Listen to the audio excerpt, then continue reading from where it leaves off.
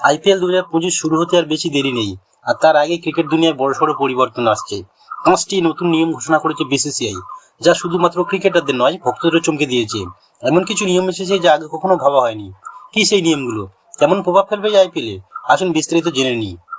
সম্প্রতি আইপিএল 2025-এর জন্য সমস্ত দলের অধিনায়কদের সঙ্গে এক বিশেষ বৈঠক করেছে বিসিসিআই, যেখানে এই 5টি নিয়ম পরিবর্তনের ঘোষণা দেওয়া হয়। কেউ খুশি, কেউ হতাশ, তবে ক্রিকেট প্রেমীদের জন্য নিঃসন্দেহে দারুণ এক চমক। প্রথম বড় পরিবর্তন, স্লো ওভার রেটের নতুন নিয়ম। আগে যদি কোনো অধিনায়ক বারবার স্লো ওভার রেট করতেন, তাহলে সরাসরি এক ম্যাচের জন্য নিষিদ্ধ হতেন, কিন্তু এবার থেকে সেই নিয়ম বদলে দেওয়া হয়েছে।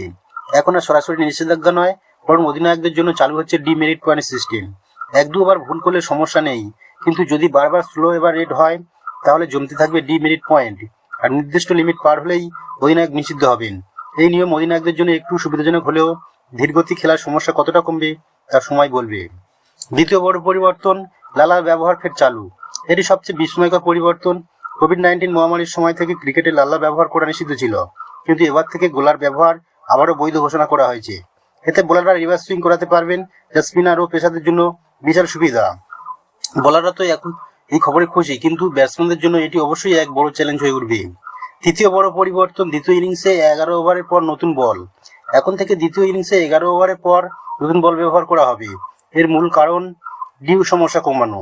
নতুন বল মানেই পেসাররা আরো সুইং এবং বাউন্স পাবেন, তবে একসঙ্গে ব্যাটসম্যানদের জন্য এটি সুবিধাজনক হতে পারে। এটা স্পষ্ট যে এই নিয়ম স্পিনারদের জন্য খুব একটা সুকর হবে না, কারণ নতুন বলে স্পিন করানো তুলনামূলকভাবে কঠিন। চতুর্থ বড় পরিবর্তন, ইম্প্যাক্ট প্লেয়ার নিয়ম অপরিবর্তিত, কিন্তু নিশ্চিত করা হয়েছে 2027 সাল পর্যন্ত। আইপিএল 2023 চালু হয়, ইম্প্যাক্ট প্লেয়ার নিয়ম থাকছে আগের মতোই, তবে এবার নিশ্চিত করা হয়েছে অন্তত 2027 সাল পর্যন্ত এই নিয়ম বহাল থাকবে। কিছু ফ্র্যাঞ্চাইজিস এই নিয়মের পরিবর্তন চাইলে বিসিসিআই স্পষ্ট জানিয়ে দিয়েছে এটি এখন আর বদলানো হবে না। পঞ্চম পরিবর্তন, ডিআরএস এর নতুন সংযোজন। এখন থেকে শুধুমাত্র এলবি বা ক্যাচ নয়, ডিআরএস ব্যবহার করা যাবে ওয়াইড ও নো বলের ক্ষেত্রেও। অনেক সময় উচ্চতার কারণে বা অফ স্ট্যাম্পের বাইরে যাওয়া বলের জন্য বিতর্ক তৈরি হয়, যা এবার থেকে ডিআরএস এ রিভিউ করা যাবে।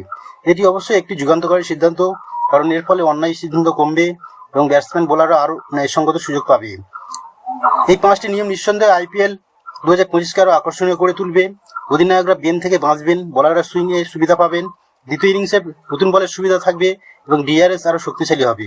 আপনার কি মতামত? বিসিসিআই এই সিদ্ধান্ত কি সঠিক না ভুল? কমেন্টে জানাতে ভুলবেন না। ক্রিকেটের সব খবর পেতে আমাদের চ্যানেল ক্রিকসোনাকে সাবস্ক্রাইব করুন। নতুন ভিডিও পেতে বেল আইকন প্রেস করুন। ধন্যবাদ।